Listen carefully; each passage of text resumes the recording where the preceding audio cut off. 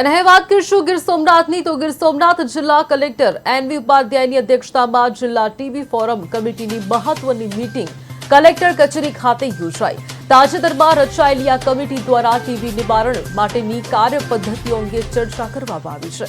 મીટિંગમાં જિલ્લા વિકાસ અધિકારી સ્નેહલ ભાપકર અને જિલ્લા પંચાયત પ્રમુખ ધારાસભ્ય ભગવાન બારડ, આરોગ્ય અધિકારીઓ અને ઉદ્યોગ સંસ્થાઓના પ્રતિનિધિઓ ખાસ ઉપસ્થિત રહ્યા હતા।